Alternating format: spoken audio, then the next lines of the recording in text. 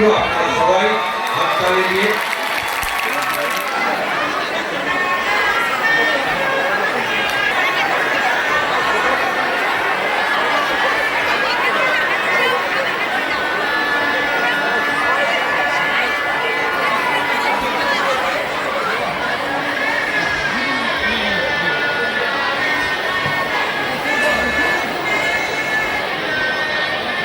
Hello, যে নায়ক রঞ্জিত মল্লিক,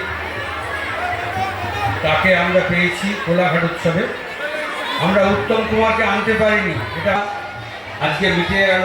রঞ্জিত মল্লিক মহাশয়কে আমরা কাছে পেয়ে, উনি সঙ্গে রয়েছে হরনাথ চক্রবর্তী। হরনাথ, আমরা একটা ছোট্ট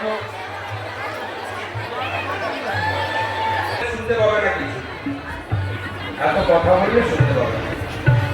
রঞ্জিতদা তো বলতেই এসছেন, তোমরা এতক্ষণ ধরে শান্তনুদা এবং জয়ত্রী গান এবং সেই কোলাঘাট উৎসবের পক্ষ থেকে আজকে সাধারণ আমন্ত্রণ পেয়েছি, তার জন্য ভীষণভাবে কৃতজ্ঞ আনন্দ। আমাকে বলা হয়েছে যে উত্তম দা সম্বন্ধে কিছু বলার জন্য। আমার খুব কপাল ভালো যে উত্তম কুমার বাংলা ছবির 100 বছরের ইতিহাসে, বাংলা ছবির 100 বছরের ইতিহাসে সর্বশ্রেষ্ঠ নায়ক। আমার খুব কপাল ভালো, এরকম একটা লোকেশনে আমি 5টা ছবি করার সুযোগ পেয়েছি। মৌচাক ছিল, বন্যী শিকার, তারপর 2 পৃথিবী, লাস্ট ছবি ছিল অগমধু সুন্দরী, তার আগেও আরেকটা ছবি করেছে। 5টা। উত্তম কুমার কত বড় অভিনেতা সারা পৃথিবীতে যত বাঙালি আছে সবাই জানে। আমি যখন প্রথম মৌচাক করতে যাচ্ছি না, ওনার তখন মধ্যগমন, আর আমি তখন নতুন, সবে 5 বছর হয়েছে। আমি তখন মধ্যগমন উত্তম কুমার, আমি নিজেই ওর অন্ধভক্ত। যার জন্য আমার নিজেই কোথায় না মনে একটা একটু কোথায় ভয় ডর, এত বড় মাপের লোকের সঙ্গে কাজ করবো, কিন্তু এত ভদ্র, এত ভদ্র, এত ভদ্র যে উনি বুঝতে পেরে সেটা আমার মনে একটু ভয় খাচ্ছে। আমাকে ছোট ভাইয়ের মতন আগিয়ে নিয়ে কাছে নিয়ে গেছে। আমি ওর কাছ থেকে শুধু অভিনয় শিখেছি তা না, কারণ আমরা যখন একসঙ্গে 5টা ছবি করতাম, আমার ধরুন নিজের শট নেই, ওনার কাজ, আমি কিন্তু ওখানে বসে থাকতাম।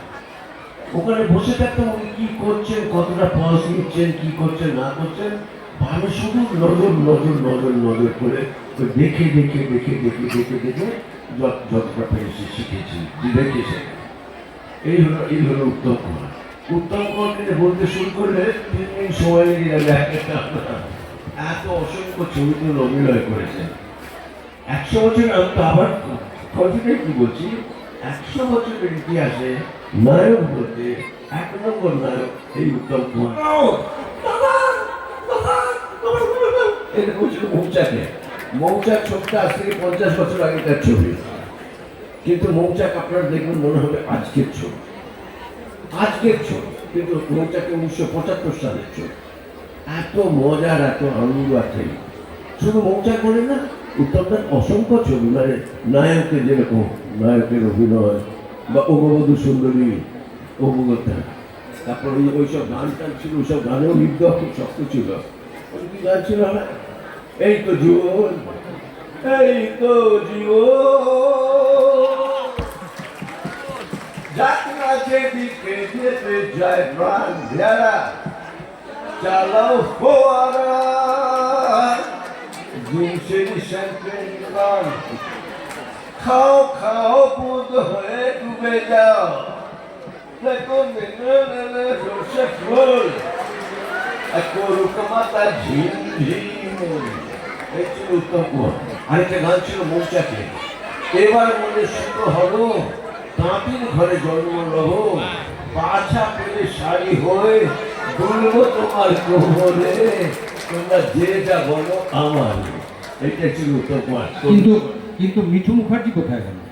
মিঠু মুখার্জি দীর্ঘদিন ছেড়ে দিয়েছে, তারপরে কোথায় গেল নিজেও জানি না। আপনার প্রেমিকা ছিল, আপনি খোঁজ রাখেন?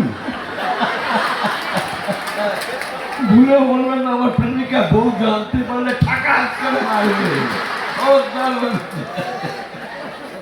আপনি সুচিত্রা সেনের সঙ্গে অভিনয় করেছেন। আচারিবার নাম বলে যেটা উত্তমদার সঙ্গে করছে সুচিত্রা সেন, এই দুজনের আমি প্রচণ্ড ভক্ত ছিলাম। স্কুল কলেজ লাইফে লাইন দিয়ে ওনাদের ছবি দেখতাম।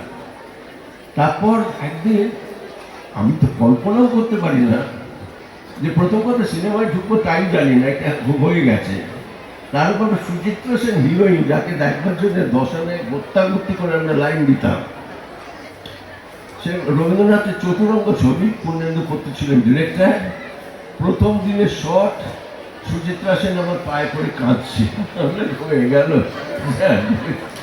ভাবতেও পারি না যে অত বড় মাত্রায় রূপনীতা আমার না গুলিয়ে গেল। আমার মনে হলো সেই দশানায় লাইন মারতাম, কাট কাট কাট কাট অমনি হয়ে গেল, শটটা নষ্ট হয়ে গেল। তো ডিরেক্টর বলে কী হলো, আপনি অন্য মনস্ক হয়ে গেলে থাকলাম। মনে মনে কী করে বলি এত অন্য মনস্ক হয়েছিলাম। সুচিত্রা সেনের সঙ্গে করেছিলাম ওই ছবিটা, যদি হয়নি চতুরঙ্গ। দেবী চৌধুরী করেছে বিনয় গুপ্ত, সেই প্রথম ছবি তার সঙ্গে। এই ব্যাপারটা হচ্ছে যে উত্তম কুমারের সঙ্গে সুচিত্রা সেনের যে জুটি, হ্যাঁ, এই জুটি একবারে অনন্য, এটা কোনো জুটি তো পৃথিবীতে নেই। পৃথিবীতে নেই।